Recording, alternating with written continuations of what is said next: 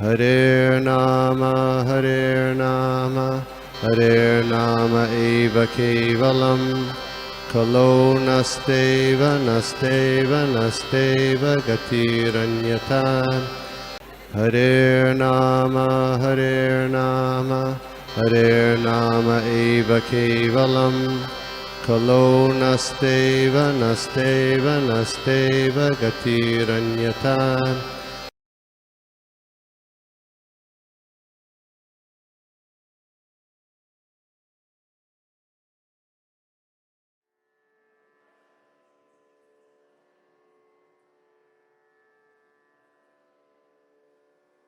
इसलिए सदानंद दास सभी प्रभु का जी ने धन्यवाद इस माता जी।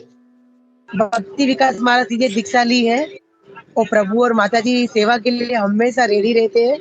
तो मुझे बहुत खुशी हो रही है उनको इनवाइट करने, वेलकम करने में। प्रभु welcome and over to you प्रभु। हरे कृष्ण थैंक यू प्रभु। हरे कृष्णा। तो हरे कृष्ण सभी को और ब्रज प्रिया माता जी को कि मुझे ये अवसर प्रदान किया यहाँ पर कुछ भगवान का कीर्ति गान करने के लिए, कुछ बोलने के लिए। तो यहाँ पर प्रभु जी आप इसको जो आज के श्लोका हैं उनको आज आप यहाँ पर प्रेजेंट करेंगे या मुझे वैसे ही बोलना है? हाँ, मैं प्रेजेंट करता हूँ प्रभु जी। ओके प्रभु आप श्लोका रीड कीजिएगा एंड अनुवाद। ठीक है माता जी। ओके ट्रांसलेशन सब नहीं पढ़ना है, वो टाइम। थैंक यू प्रभु। हरे कृष्ण। हरे कृष्ण।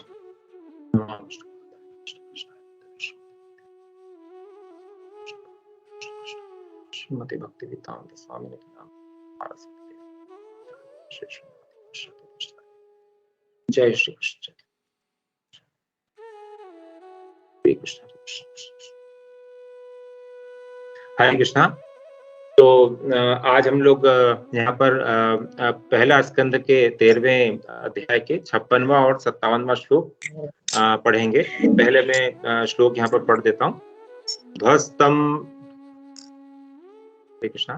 ध्वस्तमाया गुणोदर्को निरुद्ध करणाशयः निवर्तिताखिलाहार आस्ते स्थाणुरिवाचलः तस्यांतरायो मयवाभुः संन्यस्ताखिल कर्मणः।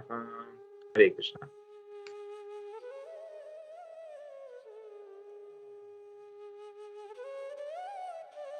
इसका अनुवाद इस प्रकार है। उन्हें इंद्रियों के सारे कार्य बाहर से भी रोक देने होंगे और भौतिक प्रकृति के गुणों से प्रभावित होने वाली इंद्रियों की अंतः क्रियाओं के प्रति भी अभेद्य रहना होगा। इन सारे भौतिक कार्यों का परित्याग करने पर वे अचल हो जाएंगे और मार्ग के सारे अवरोधों को पार कर जाएंगे। Now we can go to next shloka प्रभु।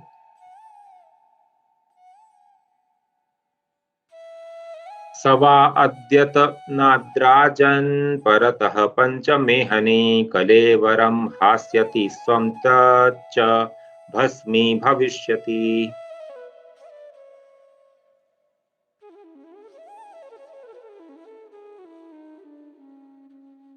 अनुवाद श्रील प्रभुपाद द्वारा। जय श्रील प्रभुपाद। हे राजन, संभव यह है कि वे आज से 5वें दिन अपना शरीर छोड़ देंगे और उनका शरीर राख हो जाएगा।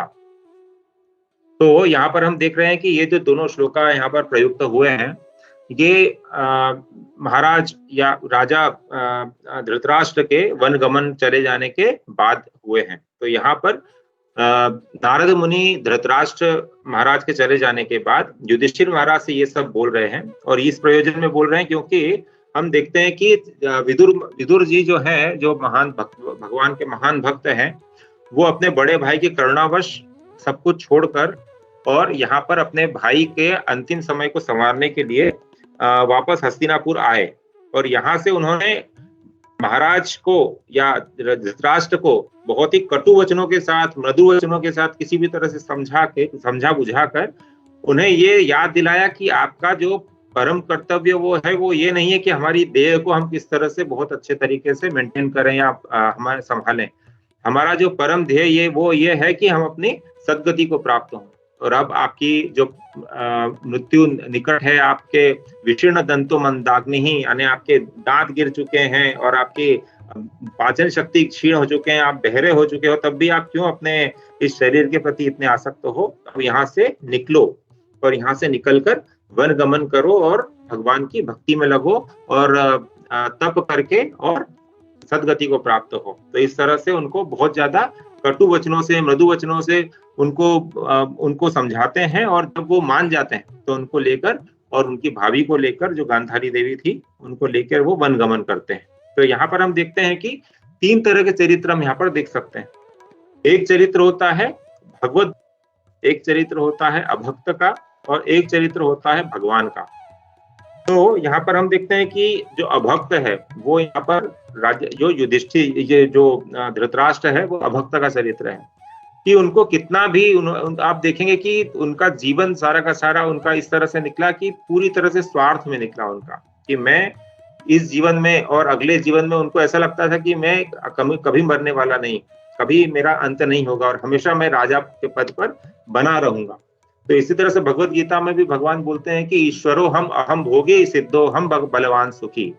तो एक तरह से हम देखते हैं कि जो अज्ञान के द्वारा मोहित व्यक्ति होता है, वो क्या सोचता है कि मैं ही ईश्वर हूँ, ईश्वरो हम अहम भोगी, मैं ही भोगता हूँ और मैं ही सिद्ध हूँ, जो सारी सिद्धियां वो मेरे लिए ही है, और मैं ही दुनिया का बलवान, सबसे बलवान व्यक्ति हूँ, और मैं अपने बल के द्वारा सभी का नाश कर दूंगा और इस धरा का और इस सारे भौतिक ऐश्वर्यों का भोग अनंत काल तक करूंगा। तो यही जो मानसिकता थी वो राजा युधिष्ठिर में भी पाई जाती है।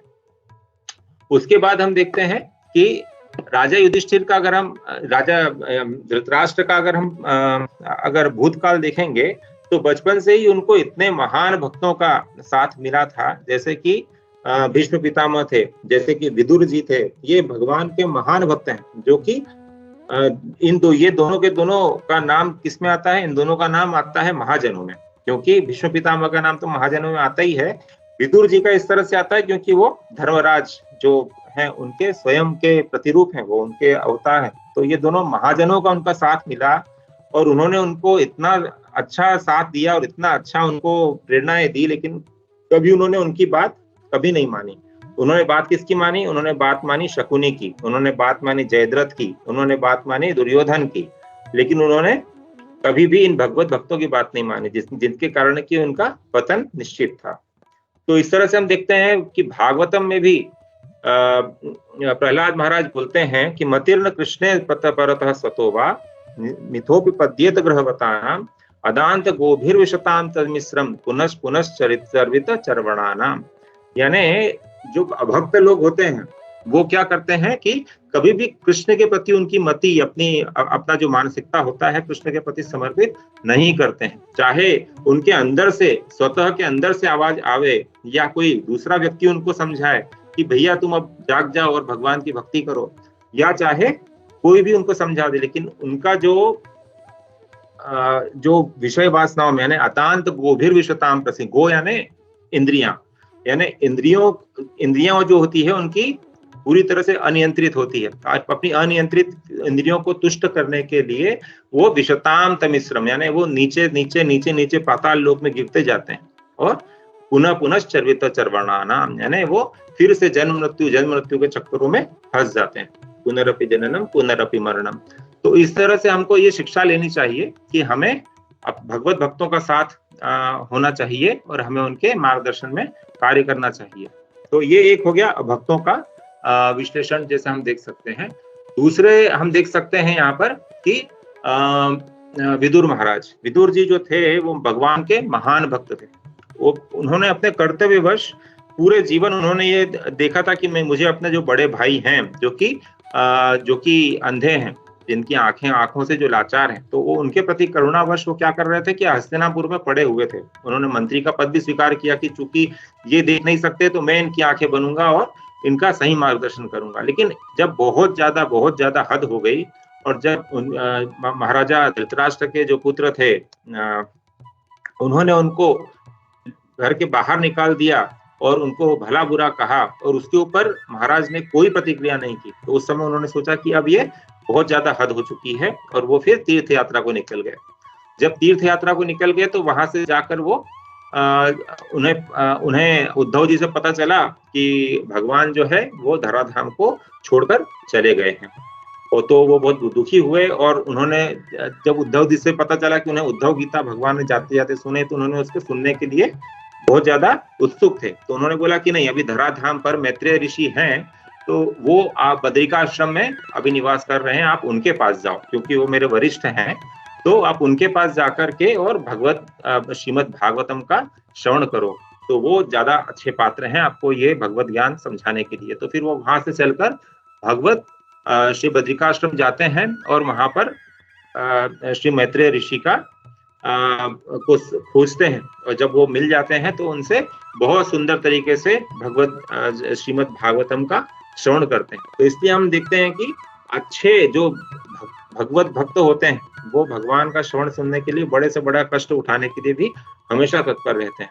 उसके बाद में फिर कुछ समय तक वो वहां पर रहते हैं, श्रीमद् भागवतम का श्रवण करते हैं, लेकिन उनके मन में फिर से अपना जो बड़े भाई थे उनके प्रति करुणा जागती है कि नहीं, उनका भी मुझे उद्धार करना है। मैंने ऐसा प्रण लिया था कि मैं अपने बड़े भाई को छोड़ूंगा नहीं।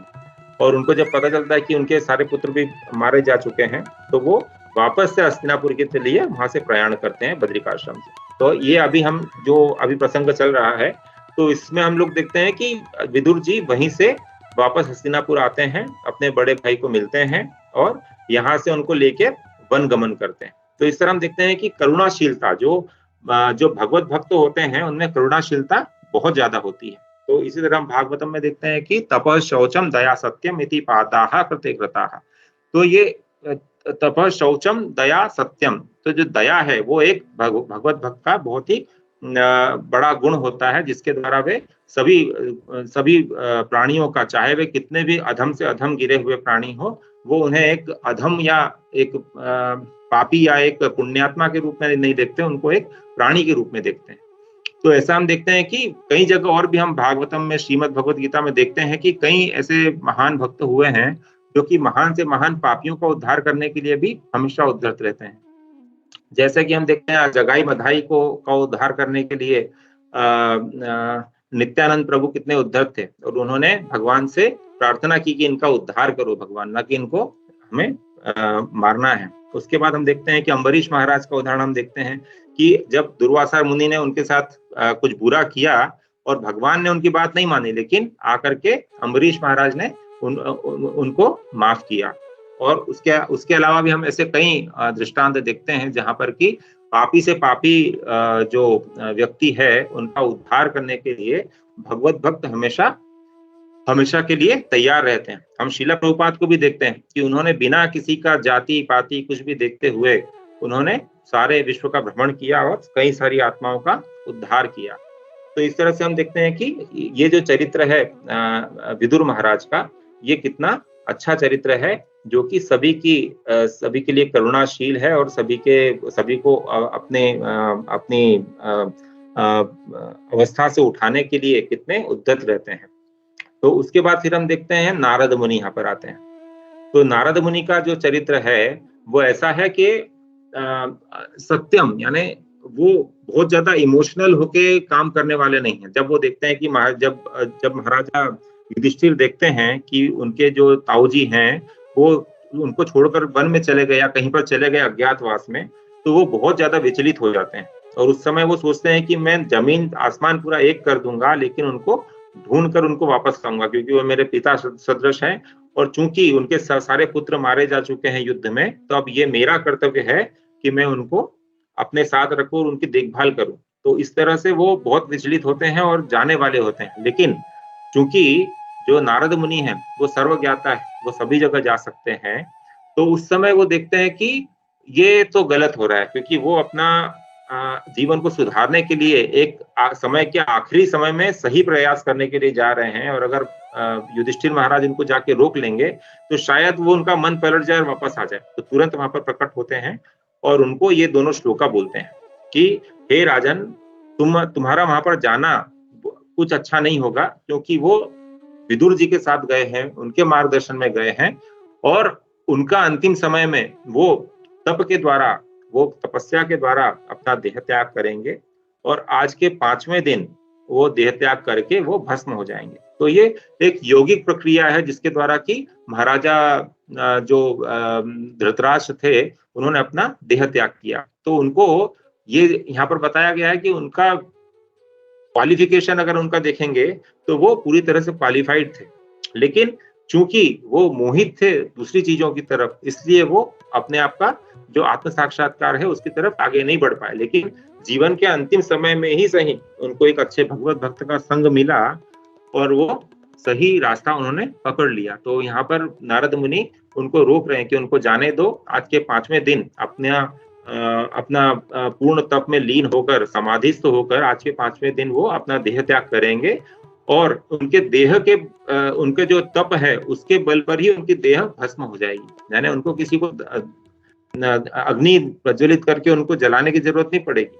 उनका जो तप है वो इतना ज्यादा उन्नतिशील होगा कि वो अपने देह त्याग करते ही उनकी जो देह है वो उसमें भस्म हो जाएंगे। तो इस तरह से हम देखते हैं यहाँ पर तीसरा चरित्र जो है वो है नारद मुनि का, कि जो कि हमेशा सही रास्ता बताते हैं और जो भक्त होते हैं उनको गलत रास्ता चुनने से आगाह करते हैं।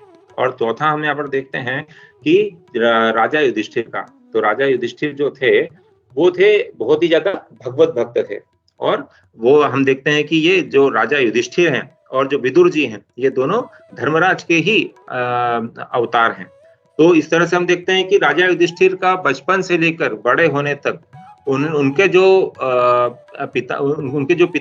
पिता थे वो तो उनका देह त्याग हो गया था। तो उसके बाद में फिर धृतराष्ट्र का ही कर्तव्य था कि उनका पालन पोषण करे। जैसे श्रील प्रभुपाद भी कई बार यहाँ पर अपने भावार्थ में प्रकट करते हैं कि अगर 2 भाई है और उनमें से एक भाई का मृत्यु हो जाता है तो जो बचा हुआ दूसरा भाई है ये उसका कर्तव्य है कि उसके बच्चों का वो पिता की तरह पालन करे, अपने बच्चों में और अपने भाई के बच्चों में किसी तरह का भेदभाव नहीं करते हुए उनका भी पालन करे और उनकी भी उन्नति के प्रति पूरा ध्यान दे। लेकिन यहाँ पर उल्टा हुआ, महाराज पांडु के जाने के बाद राजा धृतराष्ट्र ने उनके साथ पूरी तरह से भेदभाव किया, और भेदभाव नहीं किया, उसने पूरा प्रयास किया कि किसी तरह से इनकी हत्या कर दी जाए। उनकी हत्या जब नहीं कर सका और बड़े होके वो अपना कुछ अच्छा कर रहे थे तो वहां पर जाके भी उनका सब कुछ नाश करने के लिए वो उद्यत था। यहाँ तक कि जो देवी द्रौपदी का चीरहरण के समय भी वो पूरी तरह से चुप था, और उसके बाद भी सारे बच्चों का नाश होने के बाद भी उसका जो मन था वो सुखभोग करने के लिए किसकी शरण में गया हुआ था, ये 5 पांडवों की तरफ। तो यहीं पे आके विदुर जी उनको समझाते हैं कि तुम्हारे जो सारे बच्चों के जो हत्यारे हैं जिन्होंने हत्या की किसी भी कारणवश, तुम उनकी शरण में पड़े हुए हो तो यहाँ से निकलो। लेकिन जो यहाँ पर हम चरित्र देखते हैं युधिष्ठिर महाराज का, कि उनके मन में कहीं पर भी मलिनता नहीं थी। चाहे उनके साथ कितना भी अन्याय किया, उन लोग 5 पांडवों को जलाने की कोशिश की गई, उनको जहर देने की कोशिश की गई, उनके साथ युद्ध किया गया, उनको मारने की कोशिश की गई, सारे प्रपंच किए गए, लेकिन उनके मन में कभी मलिनता नहीं आई।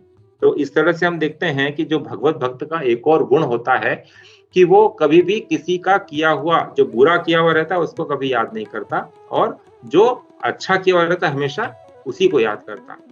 तो इस तरह से हम देखते हैं कि ये युधिष्ठिर महाराज का जो गुण है उससे हमको सीखने के लिए बहुत बहुत बहुत सारी चीजें उपलब्ध है, जिससे कि हम उनका अनुसरण कर सकते हैं।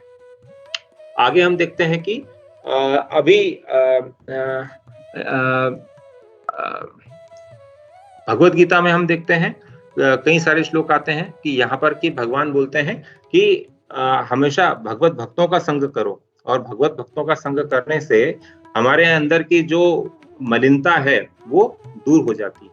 मलिनता दूर होने से हमारा हृदय शुद्ध होता है, और हम आने वाली जो कठिनाइयां है, क्योंकि हमारा जीवन जो है, जीवन में तो हमारे कई तरह की कठिनाइयां आते ही रहती है, लेकिन हमें उनका सामना किस तरह से करना है उसके लिए भगवान हमें पूरी तरह से प्रेरणा देते हैं।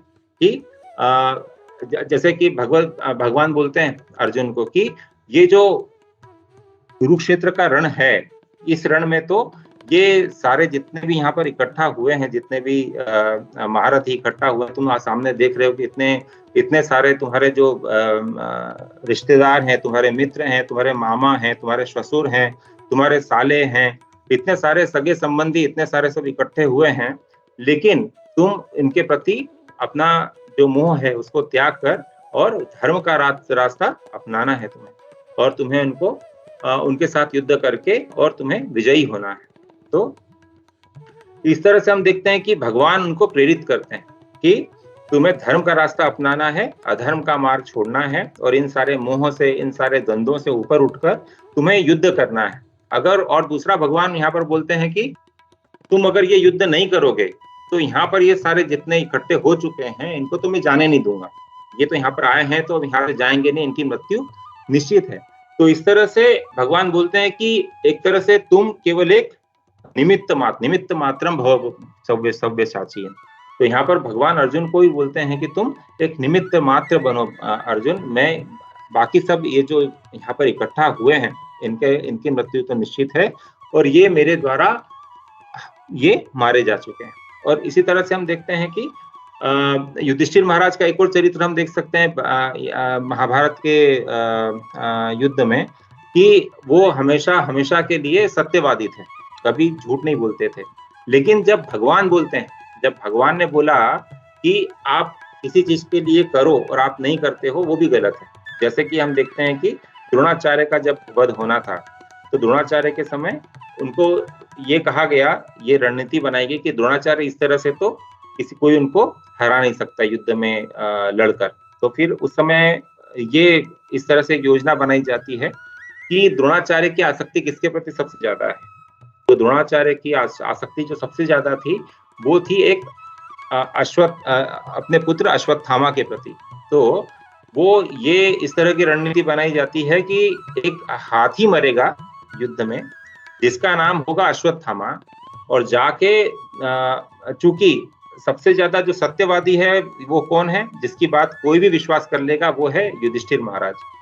तो युधिष्ठिर महाराज को चुना गया कि आपको जाके और अपने गुरु द्रोणाचार्य को ये बोलना है कि ये अश्वत्थामा मारा गया, ऐसा बोलना है। तो वो क्या होंगे, वो अपने सारे हथियार छोड़ देंगे और वो हताश हो जाएंगे। और उस अवस्था में जाकर के अर्जुन जो है वो उनका ये जो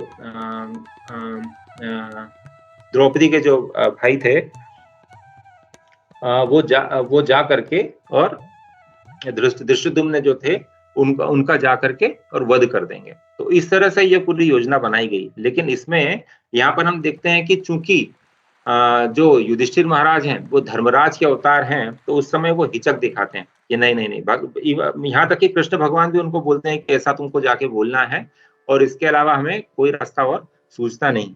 तो इस समय उनको ये इस तरह से योजना बनाई जाती है और बोला जाता है, तो उस समय वो हिचकते हैं उस चीज को करने के लिए, पर भले ही भगवान उनको बोल रहे हैं लेकिन वो हिचकते हैं। तो इस तरह से हम देखते हैं कि यहाँ पर फिर उनके बाद फिर उनको बहुत ज्यादा मनाया जाता है। तो वो फिर बोलते हैं कि ठीक है, अगर यही सब लोगों की राय है तो मैं यहाँ पर थोड़ा समझौता करूंगा। और वहां पर फिर जब जाते हैं तो वो वहां पर बोलते हैं कि अश्वत्थामा मारा गया, और ये सुनकर के और द्रोणाचार्य जो है वो अपने सारे हथियार छोड़ देते हैं, और उस अवस्था में जब वो निहत्थे होते हैं तो उनका वध कर दिया जाता है। तो इस तरह हम देखते हैं कई बार भगवान हमें इस तरह के द्वंद्वों में डालते हैं कि जो हमें ऐसा लगता है कि हमें नहीं करना चाहिए, लेकिन हमें उसको करना पड़ता है परिस्थितियों के वश। तो यहाँ पर इसी तरह का एक दृष्टांत हम देखते हैं इस जगह पर कि उनका जो मन है युधिष्ठिर महाराज का, वो ये बोल रहा है कि मेरे जो ताऊजी हैं, जो मेरी पूरी तरह से जिम्मेदारी है और मेरा कर्तव्य है उनको पूरी तरह से सेवा करना। उनका चूंकि वो अंधे भी हैं, उनकी नेत्रहीन है वो, तो उसके कारण उनकी जिम्मेदारी और ज्यादा बढ़ जाती है, क्योंकि वो अपना सारा कार्य खुद से नहीं कर सकते। तो यदि वो कहीं पर चले गए हैं तो ये मेरा परम कर्तव्य है कि मैं उनको लेके आऊं। लेकिन यहाँ पर हम देखते हैं कि जो महाभारत का युद्ध था उसमें तो भगवान स्वयं उपस्थित थे। लेकिन यहाँ पर इस प्रसंग में भगवान तो चूंकि धराधाम को छोड़कर चले गए थे, तो यहाँ पर उनके जो परम प्रतिनिधि है वो कौन है? परम प्रतिनिधि है उनके नारद मुनि। तो नारद मुनि प्रकट होते हैं। नारद मुनि ने प्रकट होकर उनको ये कहा कि हे राजन, ये जो हुआ है ये भगवान की कृपा से ही हुआ है, और चूंकि इनका सारा जीवन जो है धृतराष्ट्र का, ये पूरी तरह से पाप कर्मों में गुजरा है। अब यहाँ पर उन्होंने किसी तरह से जा करके, और जो विदुर महाराज है उनके वचनों से, उनके कटु वचनों से, उनके मृदु वचनों से किसी तरह से वो मान गए हैं कि उन्हें क्या करना चाहिए, और वो मान करके, और वो विदुर महाराज के संरक्षण में, उनके गाइडेंस में वो ये घर छोड़कर वन गमन उन्होंने किया है। तो अब तुम वहां पर जाओगे तो तुमको ढूंढ सकते हो, क्योंकि सारा राज्य तो तुम्हारे पास। अगर तुम अपने सारे गुप्तचरों को, सारे सैनिकों को चारों दिशाओं में भेजोगे तो हो सकता है कि तुम अपने जो ताऊ हैं उनको कहीं ना कहीं से ढूंढ सकते हो, लेकिन ये उनके जीवन के लिए अच्छा नहीं होगा। उनको क्या होगे, वो फिर से आपके साथ रहना चालू कर देंगे, तो इससे क्या होगा? इससे तो वही होगा कि वो अपना एक समय तो आएगा जब तो उनको ये देह छोड़ना होगा, क्योंकि ये देह तो हमारी परमानेंट तो किसी को भी मिली हुई नहीं है। एक समय के बाद सभी को इस देह को त्याग करना ही पड़ता है।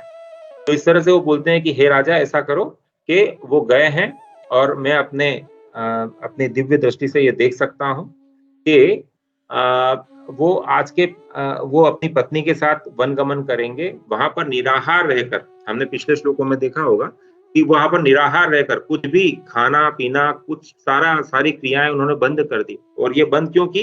क्योंकि इंद्रियों को वश में करके, जैसा हमने देखा कि अदांत गोभीर विशताम तमिश्रम, अदांत गोभीर यानी जिनकी इंद्रियां अनियंत्रित है, यानी जो भी मिला वो खाया, और जो यानी इंद्रियों के वश में जो रहते हैं, जिनका मन उनकी इंद्रियों के वश में है, ऐसा व्यक्ति तो कभी भगवत भक्ति की तरफ और उन्नति की तरफ नहीं जा सकता। लेकिन जिसने अपने इंद्रियों को कंट्रोल कर लिया है, जैसा हम देखते हैं भगवान बोलते हैं श्रीमद् भगवत गीता में कि इंद्रियाणि पराण्याहुर इंद्रियेभ्यः परम मनः मनसस्तु परा बुद्धिर यो बुद्धि परसस्तु सह।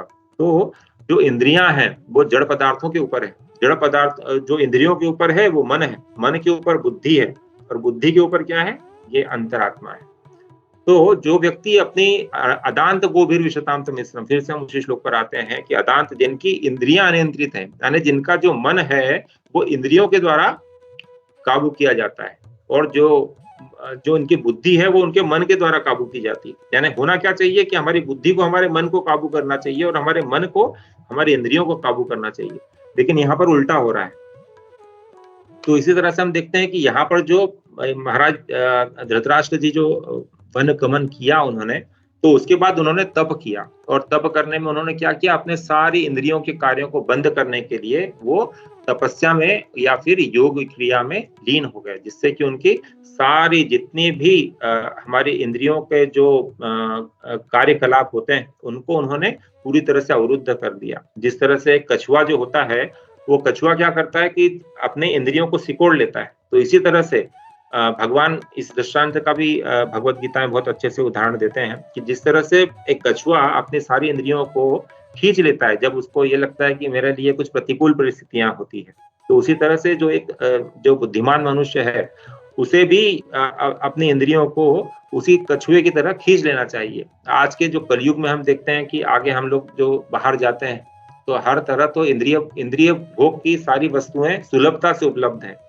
हम कहीं पर भी जाएंगे तो आज देखेंगे कि हमारा जो संस्कृति है वो इतना ज्यादा पतन हो चुका है इस कलयुग में कि हर जगह हम केवल और केवल इंद्रिय भोग के नाना प्रकार की वस्तुएं देख सकते हैं। लेकिन हमें भगवान के उसी दृष्टांत का, जो भगवत गीता का दृष्टांत है कि जिसमें वो कूर्म का उदाहरण देते हैं कि जिस तरह से कूर्म जो है अपनी इंद्रियों को खींच के अंदर बंद कर लेता है, उसी तरह से हमको भी हमेशा भगवान का स्मरण करना चाहिए और हमेशा ये ध्यान रखना चाहिए कि मुझे जो मेरी इंद्रियां जो इन भौतिक सुखों के प्रति आकर्षित हो रही है, ये तो क्षणिक है और ये परमानेंट नहीं है।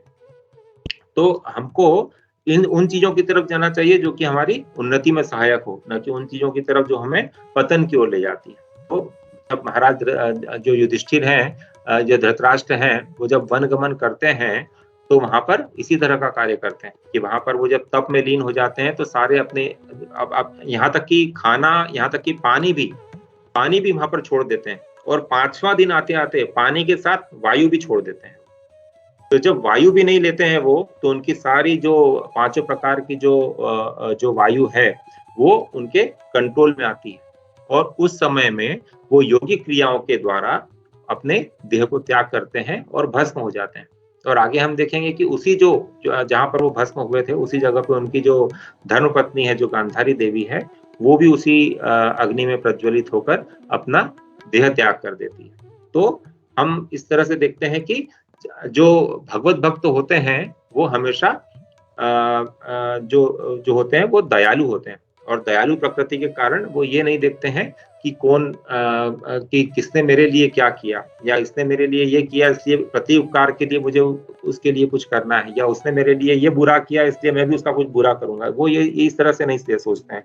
इसी तरह का हम एक दृष्टांत और भी देख सकते हैं कि महाराज पृथु की कथा में, श्रीमद् भागवतम में, तो महाराज पृथु का जब 99 यज्ञ पूरे हो चुके थे, अश्वमेध यज्ञ, तो 100वां यज्ञ जब करने वाले थे तो वो इंद्र की बराबरी कर लेते।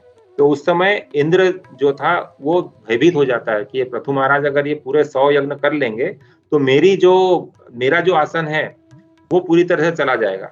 तो वो क्या करता है, महाराज का जो 100वां यज्ञ चल रहा होता है उसको भग्न करने की कोशिश करते हैं, और उनका जो घोड़ा जो रहता है, जो कि वहां पर अश्वमेध यज्ञ के लिए लाया जाता है, वो उत्तम घोड़े को चुरा कर ले जाते हैं। तो उसके बाद में हालांकि उनका पुत्र जाता है और उस घोड़े को वापस भी ले आता है, लेकिन वो जो यज्ञ होता है वो भग्न हो जाता है। तो उसके कारण फिर भगवान स्वयं आते हैं, और भगवान स्वयं इंद्र को लेकर पृथु महाराज के सामने प्रस्तुत होते हैं, और भगवान स्वयं बोलते हैं कि ये जो क्षुद्र आत्मा है, जो इंद्र के लिए बोलते हैं कि ये जो आत्मा तुम्हारे सामने प्रस्तुत हुई है अपने किए हुए कार्य पर लज्जित है, तो इसको तुम क्षमादान करो। तो महाराज पृथु इतने बड़े भगवत भक्त होते हैं, और इतने चूंकि हमने देखा कि भगवत भक्तों का एक बहुत बड़ा गुण होता है क्षमा का, तो वो जो इंद्र होते हैं उनको क्षमा करते हैं, और इंद्र जो है उनके चरणों पर अपना नतमस्तक होते हैं। और यहाँ पर हम पृथु महाराज का भी देखते हैं। तो हमने कई सारे देखे, पृथु महाराज का देखा, अम्बरीश महाराज का देखा, नारद मुनि को देखा, हमने विदुर महाराज को देखा। तो ये सारे जो भगवत भक्त होते हैं उनका गुण होता है कि किसी की भी अच्छाई या बुराई को देखे बिना उसके अंदर की जो स्थित आत्मा है उसको देखते हैं और अपना प्रचार कार्य करते हैं, और सभी जितने भी आत्माएं जो क्षुद्र आत्माएं इस बद्धावस्था में आ चुकी है, इनको सही मार्ग दिखा करके और इनको सही मार्ग में दिखा करके और भगवत भक्ति की ओर अग्रसर करने में सहायक होते हैं। तो यहाँ पर हम अपनी इस कथा को विराम कर सकते हैं। हरे कृष्णा। किसी का कोई प्रश्न या टिप्पणी हो तो हम आने वाले 5 मिनट में इसको भी देख सकते हैं।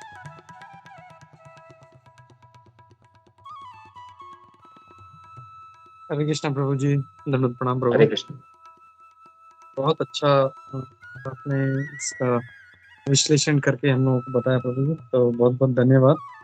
और सबसे पहले तो मैं आपसे माफी मांगना चाहूँगा क्योंकि मुझे लॉगिन करने में लेट हो गया, तो ये सब प्रोग्राम स्टार्ट होने थोड़ा सा शायद डिले हो गया। और मैं पूछना चाहता हूँ, अगर किसी भक्त का कोई प्रश्न है तो हम लोग क्विकली लेते हैं। ये सत्यराज प्रभु।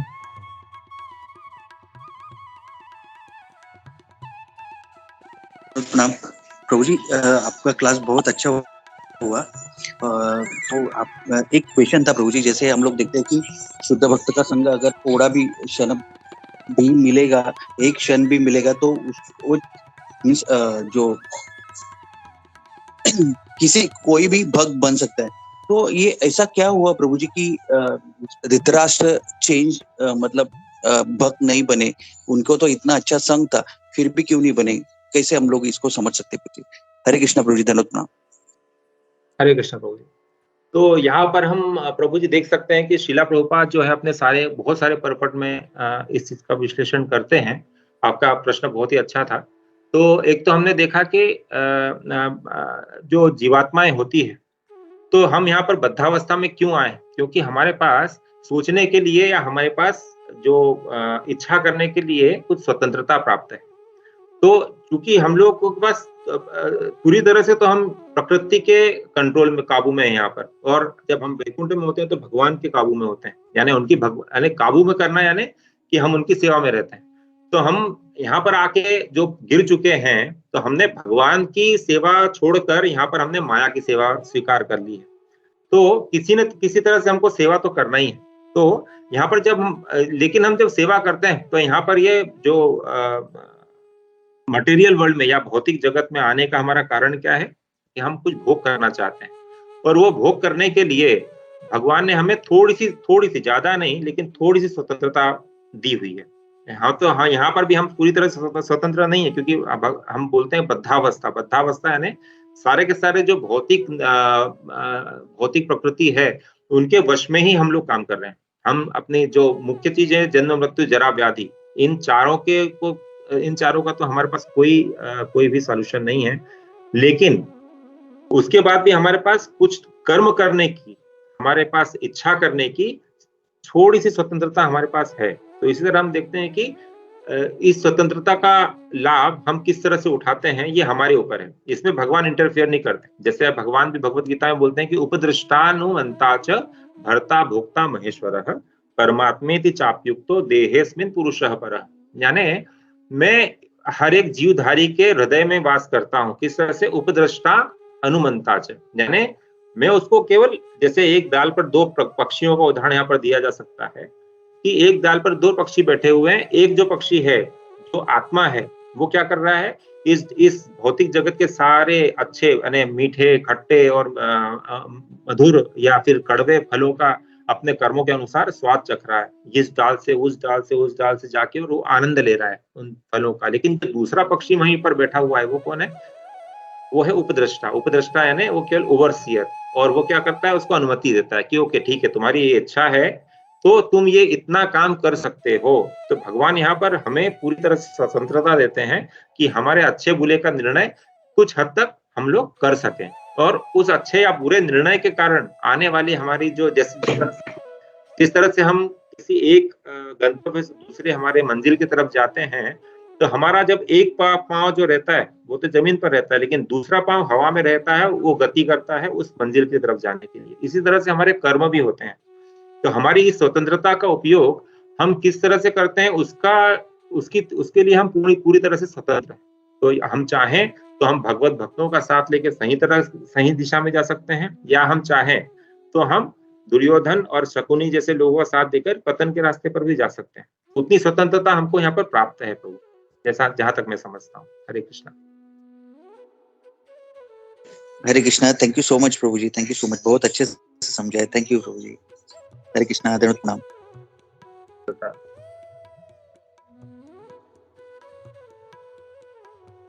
Hare Krishna Prabhuji, Dandavat Pranam. Yeah, thank you so much Prabhu for wonderful class Prabhu. प्रभु जी, मेरा एक छोटा सा सवाल था प्रभु कि जिस तरह से अभी जैसे कि विदुर जी मतलब धृतराष्ट्र जो को इतने कटु वचन बोलते हैं ताकि वो मतलब वो आगे बढ़े धृतराष्ट्र जी, तो हम जब प्रैक्टिकल लाइफ में प्रभु जी जब भक्त लोग हमें कटु वचन कहते हैं तो हमें किस तरह से मतलब उससे मतलब हम हमेशा मतलब ऐसा सुनते हैं कि मतलब भक्त बहुत मृदु होते हैं, और तो ये जो कटु वचन जब भक्त लोग सामने से बोलते हैं तो उनको कुछ मतलब उसमें इफेक्ट गिरता है प्रभु, मतलब उन्हें कुछ मतलब वो पाप मतलब वो कुछ पाप के भागीदारी बनते हैं जब वो दूसरे भक्तों को जब कटु वचन कहते हैं। इसको हम प्रभु जी दो तरह से देख सकते हैं कि कटु वचन किसके द्वारा कहे गए और किसके द्वारा सुने गए।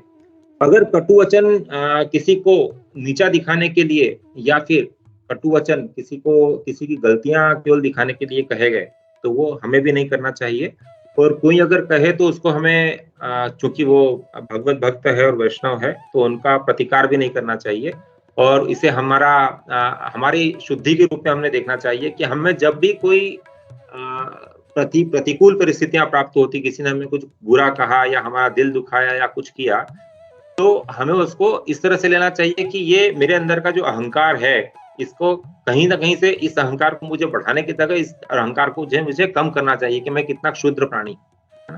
तो एक तरह से तो ये हो गया, और दूसरा अगर ये कटु वचन अगर किसी बहुत बड़े भगवत भक्त ने बोले, जैसे हमारे गुरु महाराज ने बोले, या फिर हमारे किसी बहुत सीनियर कोई डिवोटी है जो कि हमारा कुछ अच्छा चाहता है, लेकिन हमारी गलतियों की तरफ हमारा ध्यान आकर्षित करने के लिए वो ये बोल रहा है हमको, तो हमें अपना जो मिथ्या अहंकार है, उस मिथ्या अहंकार से ऊपर उठकर उसे स्वीकार करना चाहिए कि हाँ, मैं तो एक क्षुद्र प्राणी हूँ प्रभु, और चूँकि मैं इस जो बद्धावस्था में हूँ, मैं इस जो भौतिक प्रकृति में रहने वाला एक क्षुद्र जीव हूँ, तो मेरे अंदर ये मलिनता मेरे चरित्र में आ गई थी, और मुझे हमें उसको पॉजिटिवली यानी सकारात्मक रूप से लेकर के और अपने आप की उन्नति के लिए हमें उसको सकारात्मक रूप से लेना चाहिए, न कि नकारात्मक रूप से। दोनों ही स्थितियों में हमें इस तरह से लेना चाहिए कि ये जो परिस्थितियाँ, चाहे वो गलत तरीके से हमको किसी ने बोला या किसी महान भक्त ने हमें हमारे शुद्धिकरण के लिए बोला, तो ये दोनों ही तरह से हमारे लिए फायदेमंद है, क्योंकि हमारा मिथ्या अहंकार जो रहता है, इसको हमको इसमें कम करने के लिए सहायक होता है। हरे कृष्णा। शायद मैं आपका उत्तर दे सका प्रभु। Yeah, Prabhu. Thank you so much, Prabhu. Thank you so much once again for nice class. Prabhu. Hare Krishna. तो यहाँ पर और कोई प्रश्न नहीं है तो हमारा ये कक्षा समाप्त कर सकते हैं प्रभु। हरे कृष्णा। पहले तो बहुत बहुत धन्यवाद प्रभु, बहुत अच्छा आपने इस श्लोक पर बहुत अच्छा विश्लेषण किया। दूसरा प्रश्न उत्तर का जो सेशन था वो भी काफी अच्छा रहा। थैंक यू वेरी मच प्रभु। तो आपसे यही रिक्वेस्ट है कि आप ऐसे ही जो है आप आते रहिए हमारे सेशंस में, कम से कम 1 महीने में 1.5 महीने में एक बार, जब भी आपको मौका मिले तो आप प्लीज जरूर आइएगा। ब्रजप्रिया माता जी आपसे कांटेक्ट करेंगे। तो प्रभु जी जस्ट एक छोटा सा रिक्वेस्ट, आपका नाम बहुत अच्छा है, तो आप अपने नाम के बारे में कुछ बता सकते हैं प्रभु?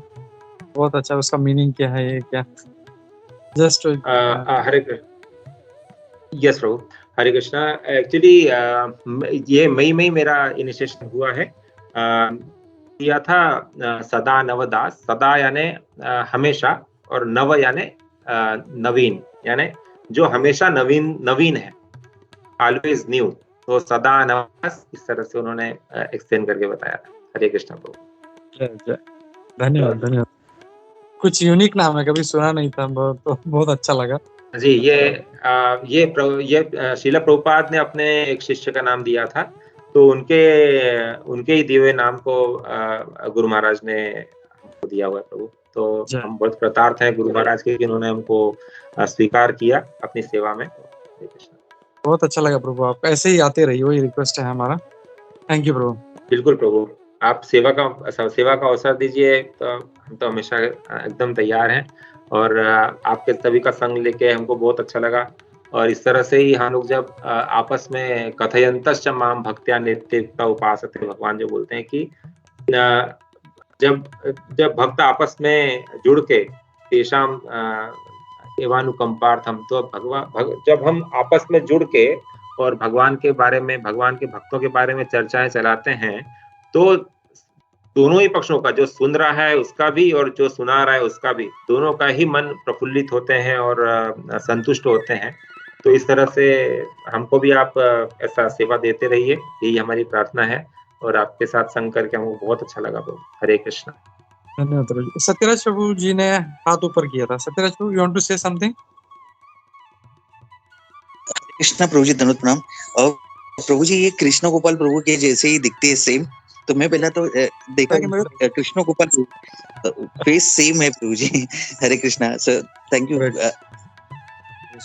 वांछा कल्पतरुभ्यश्च कृपा सिंधु नाम पावनिभ्यो वैष्णवेभ्यो नमो नमः। अनंत कोटि वैष्णव की जय। जय इस्कॉन गुरु वृंद की जय। प्रभु की जय। हरे कृष्णा। धन्यवाद प्रभु।